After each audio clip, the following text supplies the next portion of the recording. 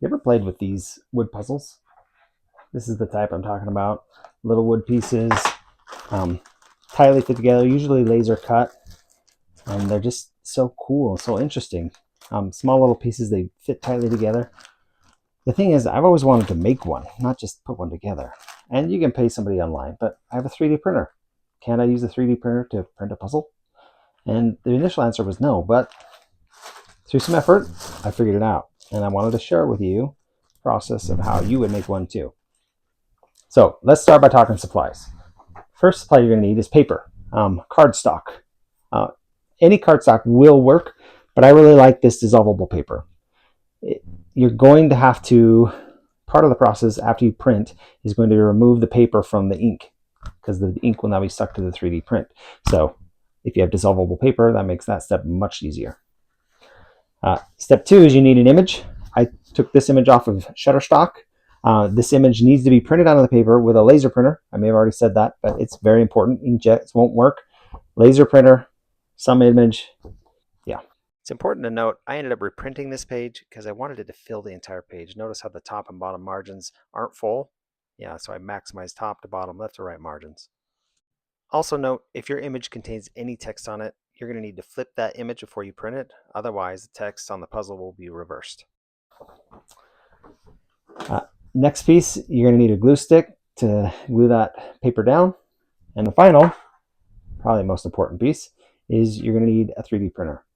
Preferably one with a removable build plate. Doesn't have to be removable, but is very helpful if it is. I forgot to mention, you're going to need white filament. I used white PLA, worked great.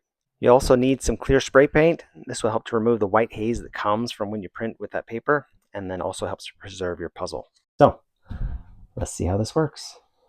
Now we need to adhere our picture onto the build plate. We want this centered. The puzzle's going to print from about right there to right there. So we want it fairly centered, otherwise we're not going to get what we want. It's going to come off the page. You can eyeball this, and you'd only really need it if you need to reprint some pieces so you get exact alignment again. The next thing I'm going to do is, so this is the front. So I want it probably just a little bit in from this side because it's going to be a circle like this. If I push it all the way over, that circle is going to be there, which is fine. But if I push it in as far as it'll go, it'll be more focused on the clownfish. So I like that. And we're just going to crease this side so I know where to cut it approximately. We're just going to cut that side off.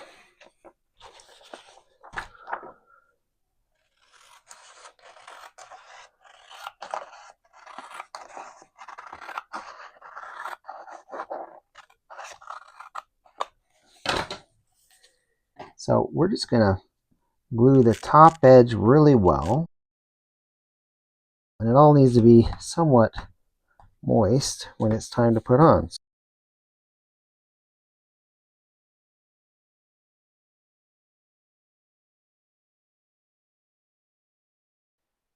Now that I have the top glued, we're going to put glue strips down the side, and then we're going to put 2 dots of glue in the center.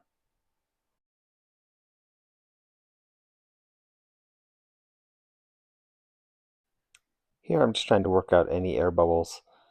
I feel like it's important to mention I don't want a lot of glue on the back of the image because it makes the water-soluble paper not absorb water. So it becomes really hard to get it off the build plate and hard to take that paper off the back of the image. I also want to stress how important it is that the picture is sitting flat on that build plate.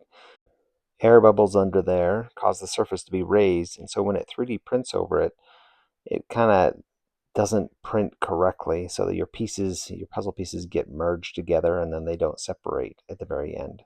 So I'm just taking time and care to go over each edge and just make sure it all stays down. We need it to stay down the entire print. If we can get it flat, it will stay there the entire print.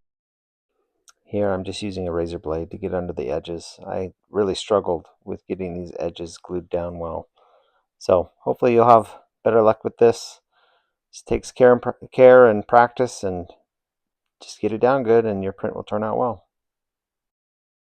So here we are, getting ready to print. we're going to import a SVG file. So this one. And then we want to change some settings.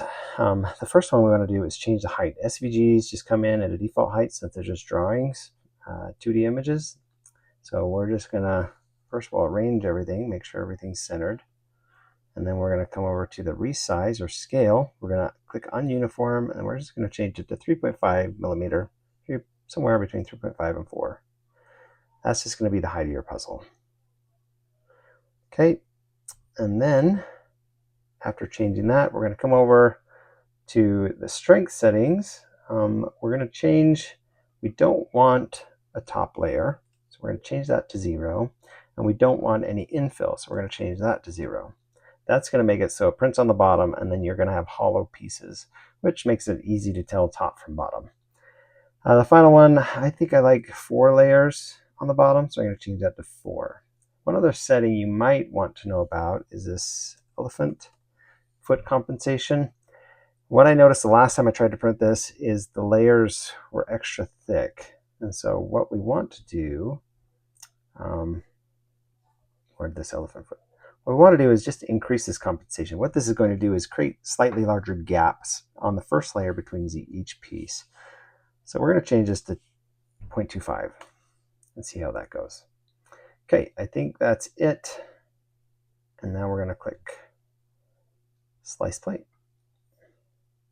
So it's going to take a minute to slice it. And if we look at this, what I was talking about, that elephant's foot, if we scroll or pull this all the way down to the first layer, you can see that first layer has that big of a gap, and then essentially you can see that second layer is slightly wider. It pulls in the first layer just a bit, so the second layer, they don't mash into each other. All right, so I think that's it. We're gonna print the plate. So print, select my printer, select, you should print on white filament. That helps your colors show through. You should print it on black. I don't think you'd get color.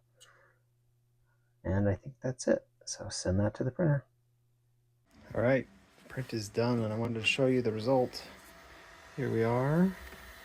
Just pull it out.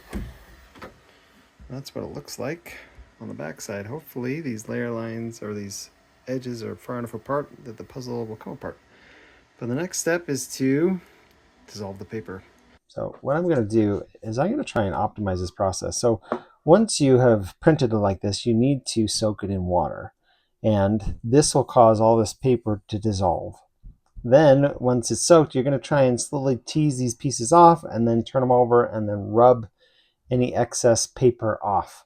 So at that point you need to dry it, and then it's going to have kind of not a clear surface. And in order to get that surface clear, you're going to need to spray it with a clear spray paint, and that'll cause it to look nice and sharp again. That means you have to solve the puzzle before you can do that. So I'm going to try instead, we're going to see if I can optimize this so that I use tape, and I'll just tape the back side. So maybe if I'm lucky, I don't have to solve it. So that's what we're doing. We're just going to tape the back side.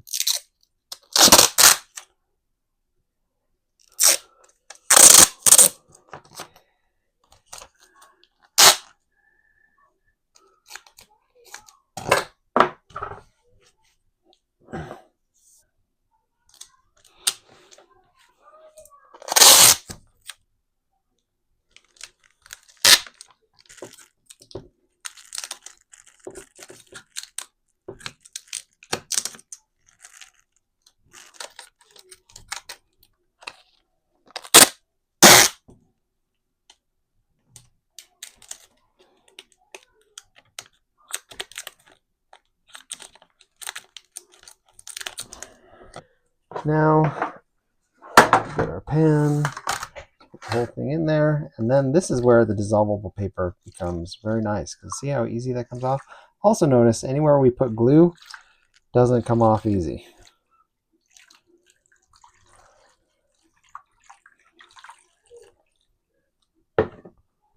Now, we'll try and tease this up. So I'm just kind of putting fingernails under the edges, allowing water to get in there and allowing it to swell. That was one of the reasons we didn't put, we tried not to put glue all the way to the inside because it becomes really hard to get it up.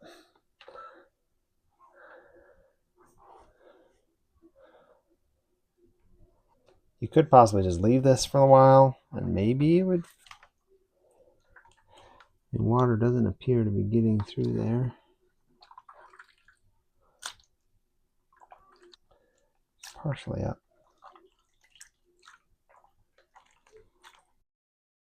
The important part is to take your time. Don't try and pry them off. Just simply lift them up a bit, let water come underneath and absorb the paper, and then push it out, and then do it again and again. Slowly, it'll come off. Just take your time.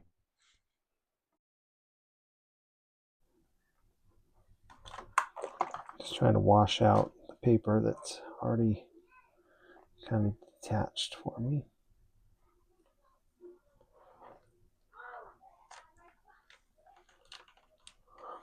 Getting a little deeper. Just we're trying to wash out paper.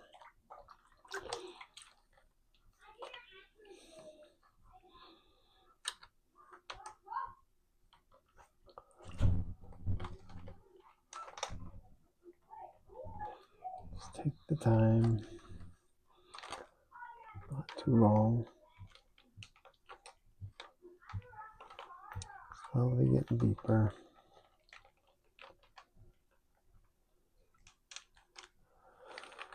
Most of the way under. Uh-oh, we're losing pieces. Let's see if we can reattach those. I think we're off now. All right, so we're off. We're gonna try and tip it over.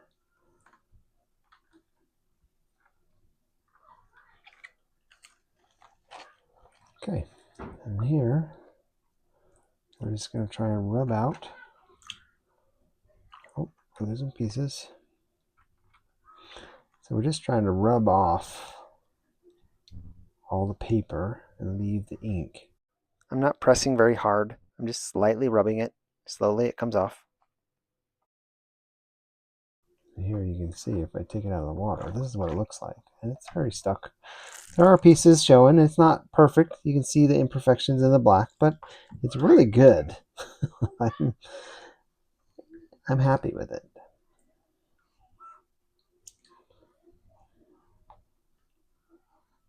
When you're doing this with regular cardstock, you have to be careful to just, I mean, you're trying to take off the same paper layer, but it's not as obvious how much you've taken off, and you just kind of have to watch it and try and keep taking off until you've taken off enough.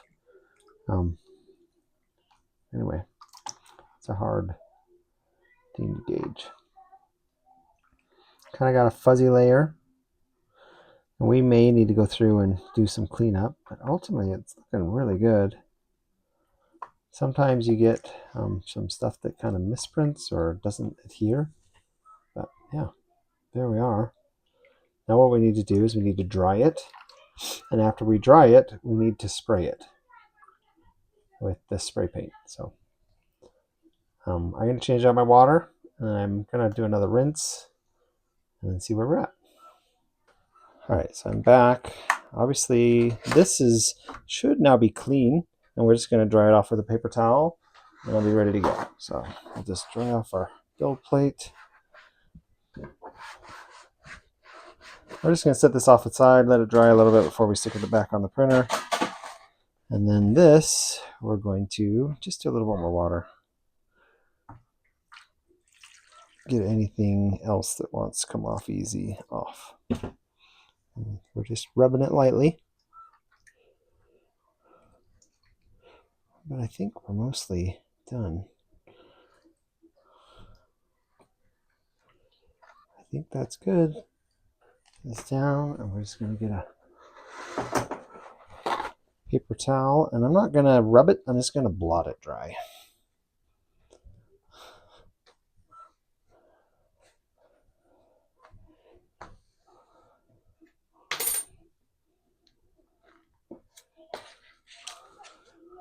There's probably water in here. So at this point, I might need to take off this tape backing as well.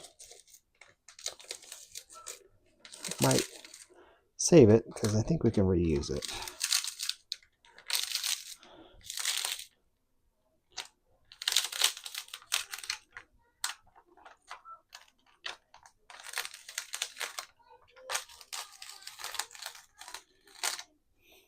All right, we're just going to let that dry too, and we're going to try and pull the moisture out of these so we can get it back over.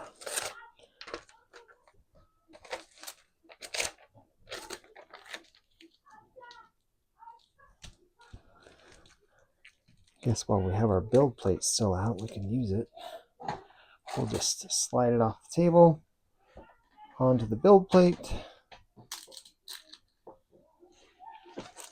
We're going to use that to turn it over. Oops, lost a piece. Okay, and now we're just, like I said, now it's just a wait for it to dry. Somewhere in here I lost my patience, went and found a blow dryer and blow dried the whole thing off until it was dry. All right, so everything's dried. I pulled off the backing again, just dried it, used a hair dryer to dry on the inside. And then here, where I think we're pretty much dry, you can notice that the color is now very muted. You can see this black isn't very black. This is the point where we're going to paint it. And we're just going to use a simple acrylic, clear acrylic spray paint. Just take it outside, do a quick coat, wait a half hour, do a quick coat, wait a half hour, do a quick coat, and we'll be done. Okay, so we're back, and this is after being painted. That still has, it's not perfect, but it still looks, in my opinion, pretty good. So now we're going to try and take this apart, make sure everything comes apart. So we should just be good. We're just going to take this off now and then take all the pieces apart. Those two, we'll just tip them over as we go.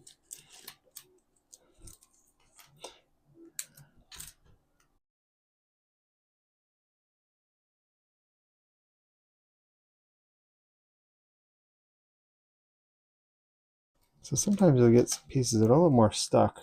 That one's a little more stuck, but usually they'll come apart. And you'd think I'd be able to put that together a little easier since I just pulled it from there. That's where it goes. Sometimes you'll get these little flyaways. You just peel them off. I'm not sure where the bunny ears go.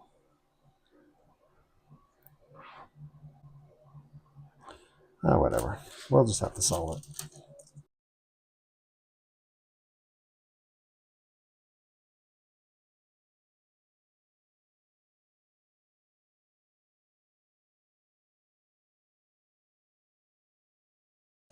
I think we have it all apart.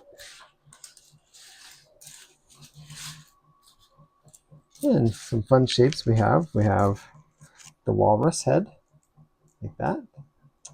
We have a dragon, that. We have a fox, that. We have a little tiger cub. Somewhere in here we have a lion. I think the lion may be over here.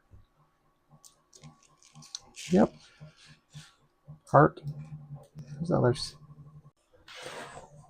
All right, puzzle's done. This is what it looks like. Finally got it back together. It looks like it holds the shape. Yeah.